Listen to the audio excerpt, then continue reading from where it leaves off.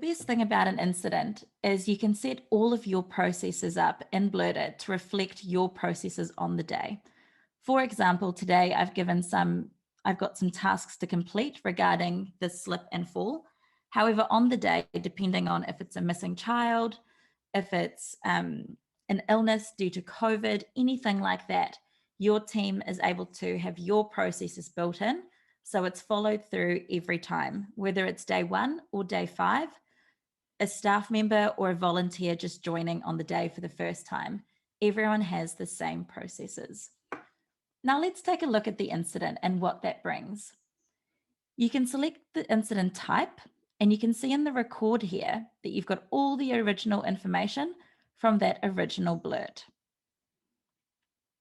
Now there's a few things you can do from here. Firstly, you can assign a certain person on your team to look after the incident. You can set the priority and even change the type if it's not quite right. I'm going to hit save there. The next here you can see is how to manage the incident. So you can jump into tasks.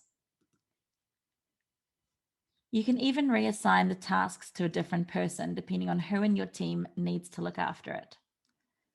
As it's marked in progress or completed, whether on mobile or desktop, you'll see this great history and audit trail build. So when you do need to investigate things, you can always look back and see exactly who completed what and when.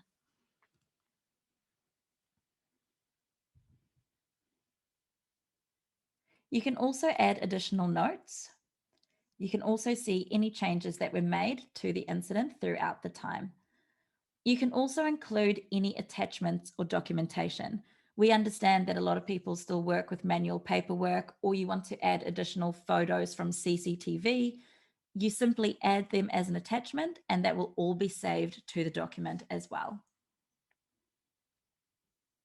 And lastly, at any point in time, you can communicate out to the team, whether it's sending an announcement to let people know or creating a new hazard that you hadn't done before.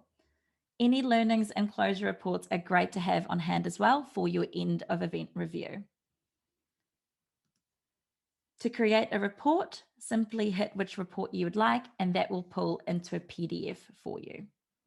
If you'd like to have a look at all of your incidents, simply select the incident at the top and all of your channel's incidents will come up here. Easily view what's been unassigned or who has been assigned an event.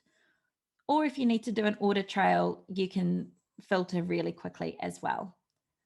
At any point in time, if you'd like to pull it into an Excel or Sheets, simply hit the XLS button. You can also manage your templates at an event level by hitting Manage Events. And from here, you can choose to duplicate, deactivate, or edit your templates as well. Thanks for joining in about incidents. We'll see you next time.